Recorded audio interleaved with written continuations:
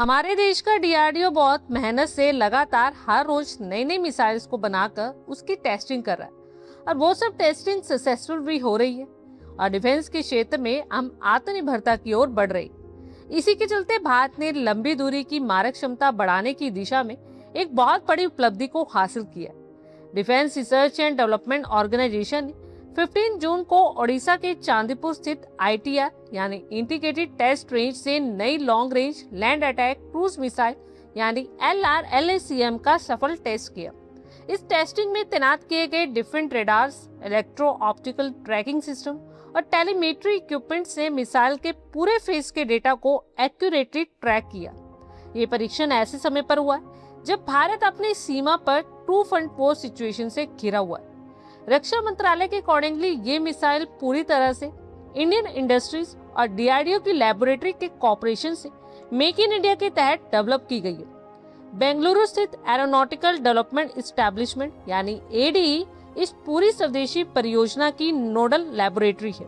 इस सफल परीक्षण को डीआरडीओ के टॉप साइंटिस्ट के साथ भारतीय नौसेना, भारतीय वायुसेना के रिप्रेजेंटेटिव्स ने खुद अपनी आंखों से देखा, क्योंकि ये मिसाइल आने वाले समय में तीनों सेनाओं का मेन मारक हथियार बनने वाली है।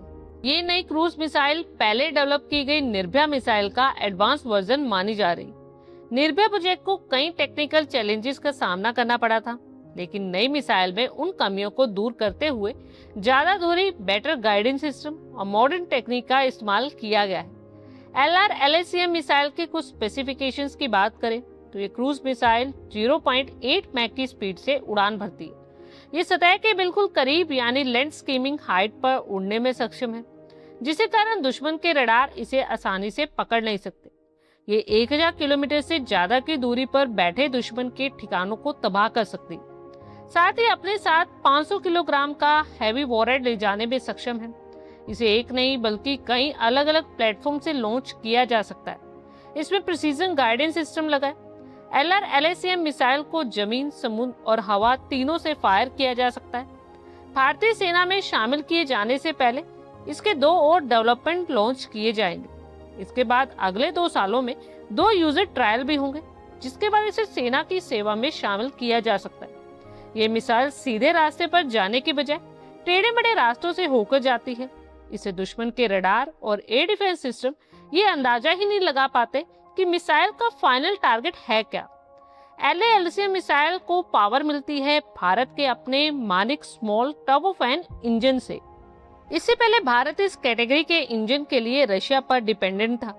इसे जमीन पर चलने वाले मोबाइल आर्टिकुलेटेड लॉन्चर और नौसेना के युद्धपोतों में लगे UVLM यानी यूनिवर्सल वर्टिकल लॉन्च मॉड्यूल दोनों से दागा जा सकता है। इसका ए लॉन्च यानी SU-30 MKI से लॉन्च होने वाला वेरिएंट भी डेवलप किया जा रहा है। ये एक सबसोनिक क्रूज मिसाइल है। इसकी लंबाई 6 मीटर और वजन 1000 किलोग्राम। ऑफिशियली इसकी एक्यूरेट कीमत का अभी खुलासा नहीं किया गया, लेकिन अमेरिकन टॉम हॉक मिसाइल के कंपैरिजन में स्वदेशी LRLACM की कीमत काफी कम होने वाली है। इसके सभी सबसिस्टम भारत में ही बने हैं। क्रूज मिसाइल क्या होती है तो बता दें कि क्रूज मिसाइल जेट इंजन से चलती है, कम ऊंचाई पर उड़ती है और रास्ता बदल सकती है। साथ ही अपने टारगेट पर एक्यूरेटली अटैक भी कर सकती है। डिफेंस एक्सपर्ट्स के अकॉर्डिंगली ये मिसाइल भारत की रणनीतिक मारक क्षमता को नई मजबूती देगी। साउथ एशिया में क्रूज मिसाइल क्षमता की बात करें तो पाकिस्तान के पास साल 2010 से लगभग 900 किलोमीटर रेंज वाली बाबर क्रूज मिसाइल मौजूद है। वहीं चीन के पास भी कई प्रकार की पारंपरिक और परमाणु क्षमता वाली क्रूज मिसाइल है। एक्सपर्ट्स का मानना है कि ये नई मिसाइल आने वाले समय में भारतीय सेना की रॉकेट और मिसाइल रेजिमेंट की ताकत को काफी बढ़ाएगी और किसी भी संभावित खतरे का जवाब देने में महत्वपूर्ण भूमिका निभाएगी।